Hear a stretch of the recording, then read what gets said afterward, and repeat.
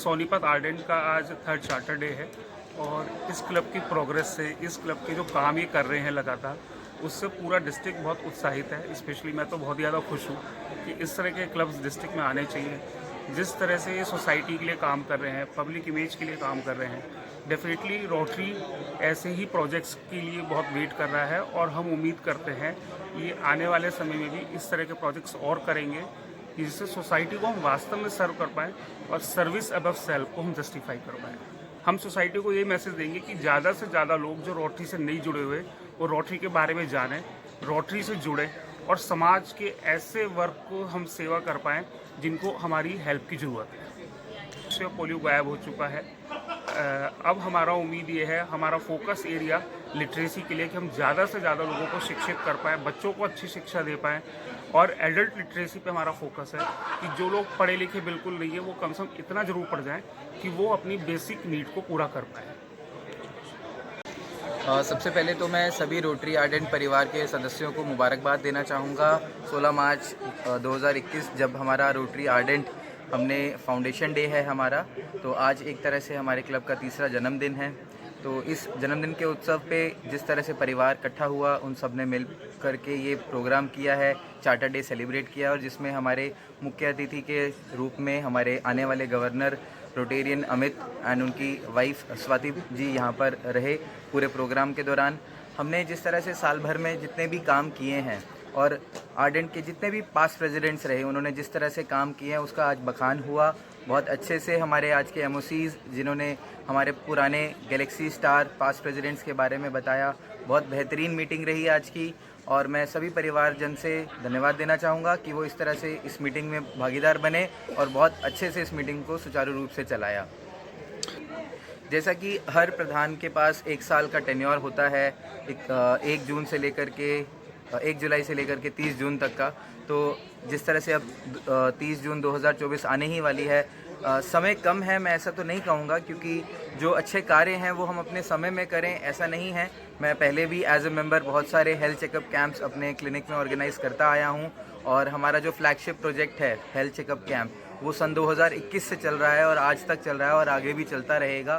तो ये तो नहीं कि हाँ कम समय में कुछ ऐसा कार्य करना है, हाँ बस ये ज़रूर है कि कुछ ऐसे कार्य अभी मेरे रह गए हैं जो मुझे जल्द से जल्द पूरे करने हैं। जैसे कि हम ऑर्गन डोनेशन को लेकर के चले थे, ऑर्गन डोनेशन अवेयरनेस को लेकर के चले थे, तो उसके ऊपर हमारा वर्ल्ड्स फर्स्ट रोट्रैक क्लब बनने जा रहा है जिसको हम सोसाइटी में जल्द से जल्द लेके आएंगे और वो 11 बच्चे जो लॉ के स्टूडेंट्स हैं वो इस बीच हमारे साथ जुड़ते जा रहे हैं और भी बहुत से दूर दूर से हमारे साथ लोग जुड़े हैं अवेयरनेस के लिए और इसी तरह से हम पब्लिक के लिए और सोसाइटी के लिए काम करते रहेंगे।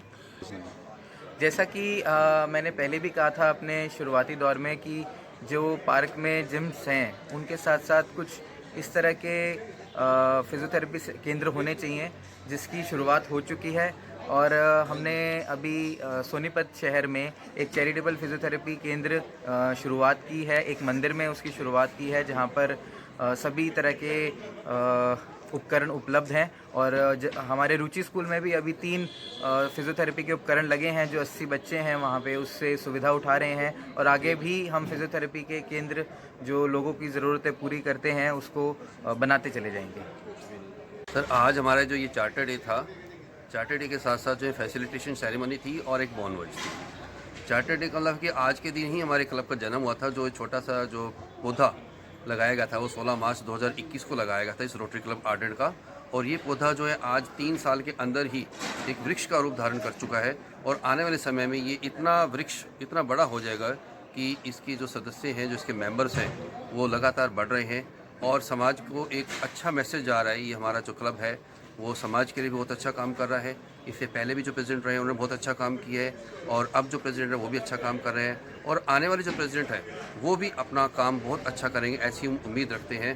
तो ये एक तरह का हमारे क्लब का आज बर्थडे था जिसके उपलक्ष्य में ही आज ये केक कटिंग हुई है।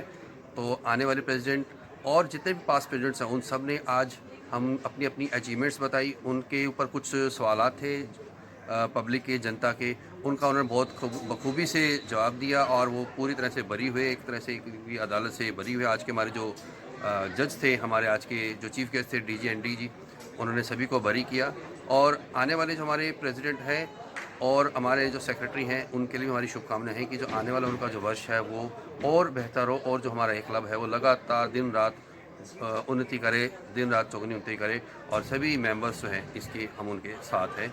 ये हमारा आज का ये कार्यक्रम था।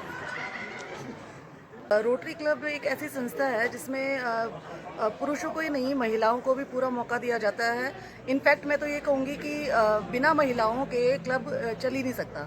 महिलाएं जो है वो अलग अलग पोस्ट पे हैं, अपना आगे कौन सी संस्था में काम करना है, क्या करना है और आगे की कोई भी जो स्ट्रेटजी है वो पूरे महिलाओं को बिठा के उनसे विचार विमर्श करके करी जाती है। और पिछली बार जैसे हमने किया था, हर वर्ष हम महिला दिवस मनाते हैं, वुमेंस डे मनाते हैं। पिछले वर्ष जो है हमने होली के दिन ही महिला दिवस मनाया। और महिला, मुझे ऐसा लगता है कि महिला दिवस हमारी संस्था में, रोटरी संस्था में हर रोज़ महिला दिवस मनाया जाता है। जहाँ पे पुरुषों के साथ, आज जैसे मैं अतुल के साथ एंकरिंग कर रही थी, या प्रेसिडेंट सेक्रेटरी सब हमसे पूछ के जो है वो काम करते हैं। इवन बोर्ड की जो डिसीजंस होते हैं वो भी महिलाओं की रजामंदी से करे जाते हैं, जो भी क्लब में काम होता है करना होता है। और हाँ, वुमेन एम्पावरमेंट के ऊपर, महिलाओं की स्थिति के ऊपर जो क्लब है बहुत बढ़ चढ़ के काम कर रहा है। गर्ल चाइल्ड के ऊपर, गर्ल अब्यूज़ के ऊपर, इन सब चीज़ों के ऊपर जो है वो संस्था काम कर रही है। वुमेन एम्पावरमेंट जो है वो मैं सोचती हूँ है ही नहीं, क्योंकि वुमेन जो है वो मेन से बहुत कहीं ज़्यादा आगे हैं। भगवान ने उनको इतना सशक्त बना रखा है कि हमें ज़रूरत ही नहीं है। हमारा जो कल्चर है, ये वुमेन एम्पावरमेंट वर्ड जो है ये वेस्ट से है। हमारा जो कल्चर है उसमें पहले से ही वुमेन बहुत एम्पावर्ड है। बिना स्त्रियों के, पुरुषों के, आप देखो आर्य समाज में या कहीं पे हवन होते हैं, महिलाओं के साथ होते हैं, तो बिना स्त्री के हमारे समाज में पुरुष की कोई स्थान ही नहीं है। तो वुमेन एम्पावरमेंट वर्ड दूंगी नहीं। हमारे कल्चर में हमेशा से ही वुमेन एम्पावरमेंट रहा है और आगे भी रहे, ऐसे ही रहेगा।